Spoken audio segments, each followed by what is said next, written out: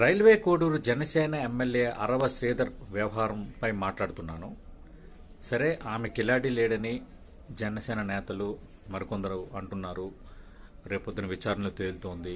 సరే, ఆమె అలాంటిదని ఒక నిమిషం కనుక్కుందాం.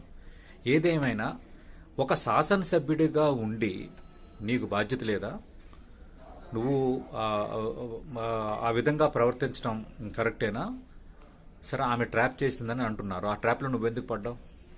జ్ఞానం ఏమైపోయింది?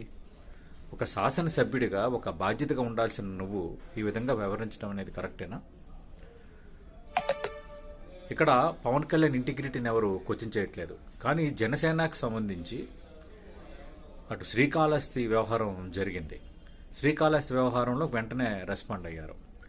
మరి ఈ వ్యవహారంలో కమిటీ వేశారు. ఆ కమిటీ ఎప్పుడు రిపోర్ట్ ఇస్తుందో తెలియదు. పార్టీ కార్యక్రమాలకు దూరంగా ఉండమని చెప్పారు. అంటే ఎవరో ట్రాప్ చేశారని మీరు అంటున్నప్పుడు ఆ ట్రాప్లో మీరు ఎందుకు పడాలి? రెండోది, మీరు ఒక శాసనసభ్యుడిన విచక్షణను ఎట్లా మర్చిపోతారు? అది తప్పు కాదా? అది తప్పా కాదా?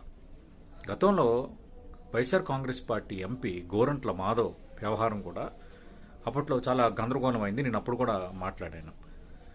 అంటే ప్రజాప్రతినిధులుగా ఉండి మీరు ఏం వ్యవహరిస్తున్నారు, ఏం చేస్తున్నారు? రకరకాలుగా ఉచ్చిపడిపోతున్న డబ్బుతో మీ సరదాలు, మీ జలసాలు ఏ స్థాయిలో ఉంటున్నాయి?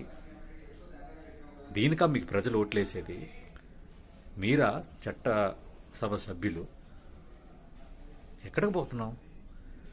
ఈ విషయంలో మాత్రం పవన్ కళ్యాణ్ కొంత ఆలస్యం చేస్తున్నారు నిర్ణయం తీసుకోవడానికని నాకు అనిపిస్తోంది. This is very unfortunate.